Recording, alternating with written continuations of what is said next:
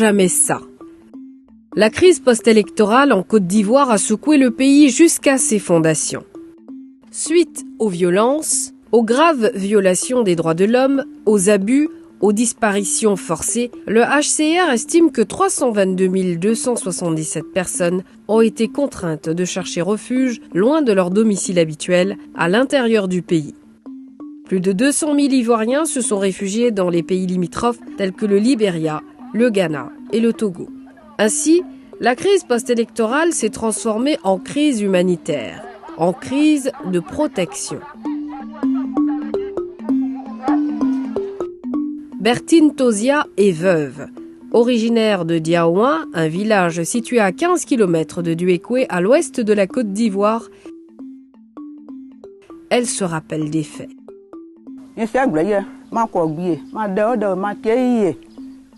Dès le début des événements, le 28 mars 2011, j'ai fui le village. J'ai passé 11 jours dans la brousse. Je suis peinée de voir les maisons, y compris la mienne, brûlées, pillées et les ustensiles emportés.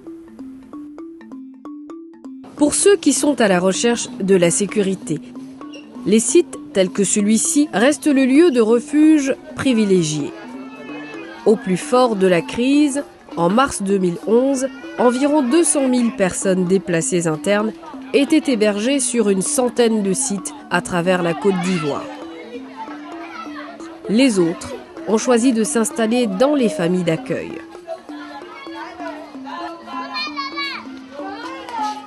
La partie ouest du pays a été la plus affectée, au vu des événements particuliers qui s'y sont déroulés. En janvier, nous avons eu un conflit interethnique ici, à Diokoué, entre la population guérie et la population malinké. Et il y a eu beaucoup de pertes en vie humaine, et puis il y a aussi eu beaucoup de blessés. Alors, la situation humanitaire était déjà déclarée assez élevée. Ici, c'était très grave. Plusieurs missions d'évaluation et de manifestation de solidarité ont été menées à l'ouest.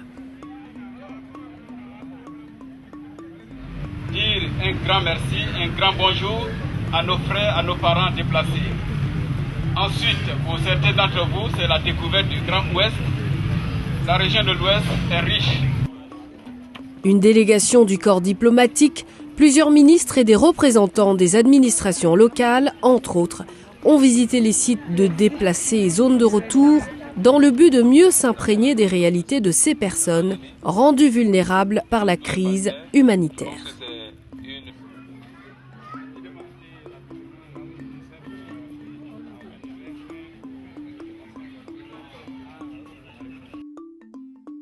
Derrière ces visages se cachent des vécus de la crise qui ont nécessité des actions multiformes par la communauté humanitaire. Pour une réponse bien ciblée, coordonnée et efficace, une douzaine d'agences des Nations Unies et 14 ONG internationales travaillent en partenariat avec les ONG ivoiriennes pour apporter l'assistance aux personnes les plus touchées par la crise sur les sites et dans les familles d'accueil, notamment à l'ouest. Quand on vient dans ce village, on met un comité d'hygiène. Maintenant, on responsabilise les promoteurs d'hygiène pour pouvoir clorer les puits. Aux côtés des humanitaires, l'ONUCI assure la protection des civils et effectue des patrouilles de jour comme de nuit. De la construction des abris sur les sites, l'assistance médicale aux blessés ou encore le soutien psychosocial aux personnes traumatisées, l'équipe humanitaire reste solidaire aux côtés des plus vulnérables. Des bâches, des nattes, des ustensiles de cuisine ont été distribués aux déplacés afin de permettre leur bonne installation. L'association ivoirienne pour le bien-être familial, AIBF, est l'une des ONG locales qui travaillent dans le domaine de la santé. Depuis quand il a le coche? Depuis hier. Qu'est-ce que tu lui as donné comme médicament avant de l'amener? Il n'a rien donné. Ici, à la Mission catholique, une séance de consultation gratuite est en cours.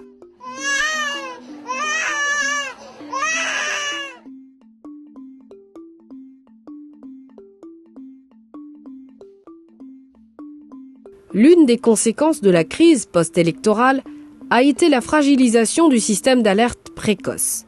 Afin de détecter à temps et prévenir les incidences des maladies à caractère épidémique, l'Organisation mondiale de la santé, l'OMS, a appuyé le ministère de la Santé dans la relance du système de surveillance épidémiologique à travers le pays. Maintenant, est-ce qu'ils ont commencé à prélever la selle? En principe, ils ont commencé la prise en charge, y compris les prélèvements pour confirmer ou infirmer le cas. Kwashiorkor, paludisme, Kwashiorkor, syndrome cholériforme. Merci beaucoup. Ok, bon service. Merci. Bon service. Merci. Au revoir. On a plus.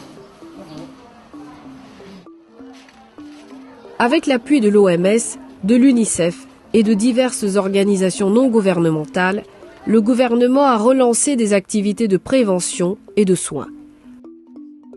Plusieurs campagnes de vaccination contre la fièvre jaune, la rougeole et la poliomyélite ont par ailleurs été menées à l'attention des enfants dans les régions concernées. Plus de 7 millions d'enfants ont donc pu bénéficier de la campagne de vaccination contre la poliomyélite au 4e passage. Si certaines personnes déplacées peuvent soigner leurs blessures physiques, d'autres, victimes d'exactions, portent encore les stigmates de cette crise qui nécessite une prise en charge psychosociale. Quand j'ai vu la première balle perdue atteindre la hanche d'une pauvre femme qui était couchée, même qui voulait se protéger et qui a crié, alors je me suis dit que Seigneur, pourquoi? J'ai failli couler des larmes. C'est à ce moment que j'ai compris que le risque était très grand, que nous étions en danger. Les causes de pleurs et de souffrances sont diverses. Cette jeune dame s'est confiée au centre d'écoute de l'association de soutien à l'autopromotion sanitaire urbaine, la SAPSU. Ils sont venus dans la cour, ils étaient 4. L'autre a pris un fusil, il a mis ça dans mon oreille. Il dit que si tu parles, on te tue. Entre janvier et février, je faisais pratiquement 25 à 27 écoutes par jour. Et j'avoue que j'étais surmenée. Et les cas saillants, par exemple, des cas de viol collectif, quand j'apprends ça moi-même, ça pèse sur ma personne. On note plusieurs cas de séparation de famille. Celle-ci est l'une des plus chanceuses. Elle est restée rassemblée et soudée sur le site.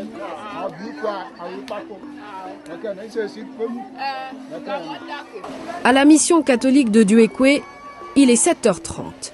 En l'absence de sa maman qui est partie au travail, cette petite fille est préparée par sa tante pour aller à l'école.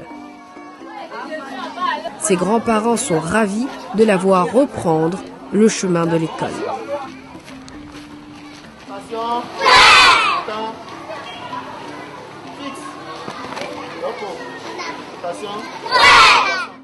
Grâce au plaidoyer de l'UNICEF et Save the Children, 39 683 enfants déplacés ont pu intégrer des écoles dans cette direction régionale de l'éducation nationale à travers le pays. La crise post-électorale a accentué une situation de sécurité alimentaire déjà fragilisée en Côte d'Ivoire.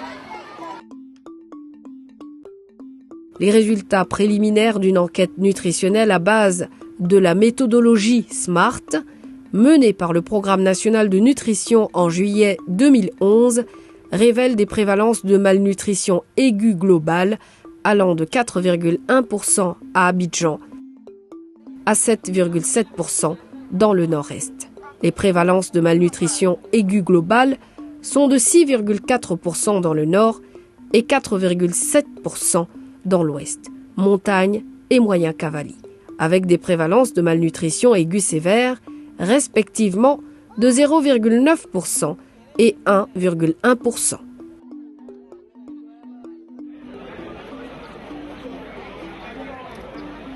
Depuis le début de la crise et jusqu'à la fin de juillet 2011, le Programme mondial pour l'alimentation, le PAM, a distribué plus de 4 000 tonnes de vivres à 238 000 personnes déplacées à l'ouest, au nord, au centre, à Abidjan et ses alentours.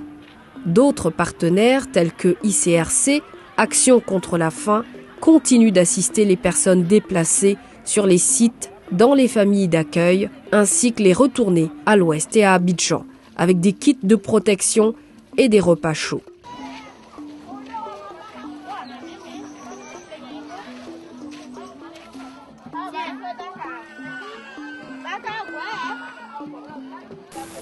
Les besoins sont grands, mais nous n'avons pas assez de moyens, de ressources en vivres pour pouvoir assister tous les partenaires. Selon l'évaluation de la sécurité alimentaire en situation d'urgence, conduite en fin juin 2011, environ 29,3% des ménages ruraux dans les localités affectées des 10 pôles de développement du pays sont en insécurité alimentaire, dont 6,9% en insécurité sévère. Pour les déplacés, l'accès à la terre est une précondition pour s'engager dans les activités agricoles. Mais pour les retournés ayant l'accès à la terre, l'assistance agricole leur a été fournie afin de sauver la saison agricole et éviter la dépendance alimentaire. C'est ainsi qu'à la fin de juillet 2011, la FAO a distribué 9600 kits agricoles, 171 000 kg de semences céréalières et légumières, 414 000 kg d'engrais et d'outils agricoles. 57 600 personnes dans les régions de montagne, du Moyen Cavali, du Bafing, du Cavali, des Savanes et du Denguélé ont bénéficié de ces distributions. Ceux qui reçoivent les semences de bas-fond, ils reçoivent 12,5 kg. Et donc ça permet aux ménages de faire par exemple un quart d'hectare. Et avec un quart d'hectare, puisqu'ils reçoivent également de l'engrais, ils doivent pouvoir produire à peu près 900 kg sur le quart d'hectare. Et les 900 kg en riz paddy décortiqués leur permettent d'obtenir à peu près 600 kg de riz décortiqué. 600 kg de riz décortiqué pour un ménage, avec ces 600 kg, le ménage doit pouvoir se nourrir pendant 8 à 9 mois. Depuis le début du mois de mai, on observe une évolution de la situation humanitaire. En juin, on enregistre environ 70 000 déplacés vivant sur 94 sites à travers le pays. En l'espace de 3 mois, ce nombre s'est réduit à 30 000 personnes sur 48 sites. Cette évolution est liée au retour spontané et l'éviction des déplacés sur certains sites occupés à Abidjan et à l'ouest. Toutefois, les acteurs humanitaires continuent d'assister ceux qui ont choisi volontairement de retourner chez eux. Une telle assistance comporte l'organisation des retours. Ce jour-là, à Danané, à l'ouest, environ 1200 personnes quitteront le site pour rentrer chez elles à Zouan-Onien. Les agents de l'association Secours Afrique, partenaire du UNHCR, dans le groupe de protection, préparent les familles peu avant le départ. Chaque chef de famille doit veiller à ce que ses enfants soient avec lui. Voilà, il ne faudrait pas qu'un enfant reste en route. Voilà, donc on va partir, on va monter dans le car avec les bagages, tout ça. Et quand on finit, on va prendre le départ. Voilà, donc vous allez partir.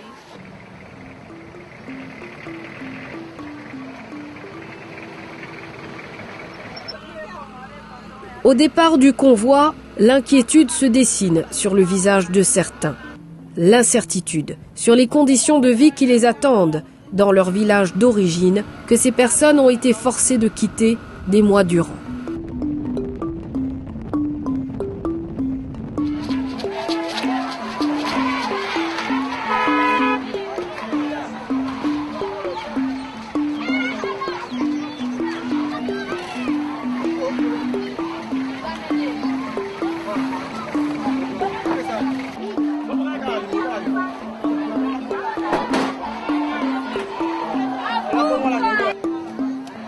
Lucie Baqueux, âgée de 25 ans, est originaire de Zouan-Onien. Elle fait partie des retournés. Cherchez 522. 522. Elle a sa couleur, 522.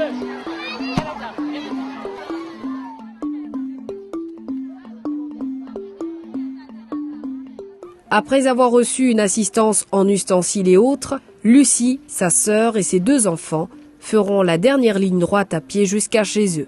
Elle est contente de revoir sa sœur Marcelle qui est récemment rentrée du Libéria où elle s'y était réfugiée.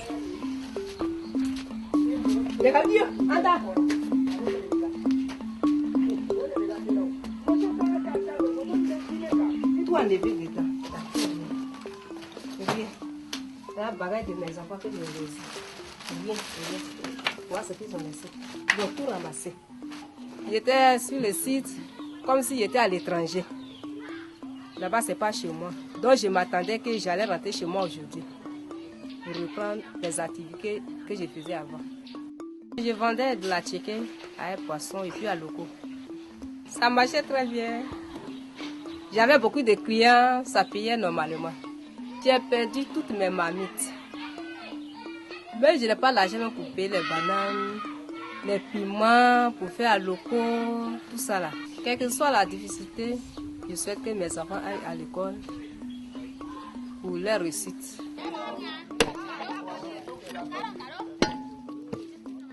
Dans les villages où se trouvent les retournés, d'autres réalités et de nouveaux besoins les attendent.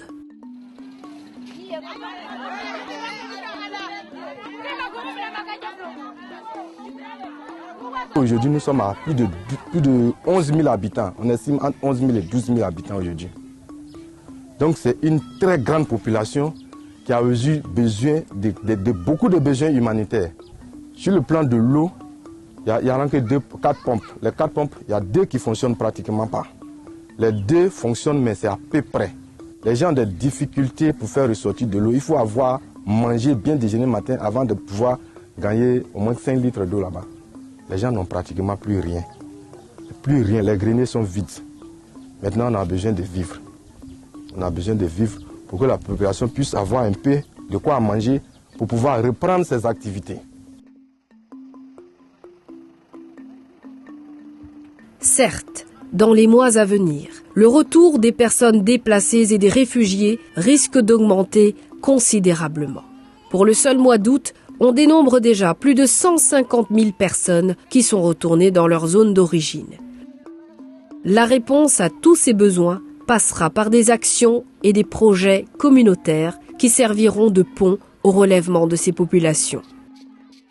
Le peuple ivoirien a fait preuve de courage et a manifesté sa volonté d'aller de l'avant, même si on constate un retour progressif vers la normalisation. La crise humanitaire en Côte d'Ivoire demeure. Malgré la générosité des bailleurs, l'IHAP, le Fonds d'appel d'urgence des Nations Unies, reste sous-financé. Au mois d'août, seulement 26% des fonds ont été recueillis. Un peu plus de 175 millions de dollars restent à collecter. L'appel est donc lancé.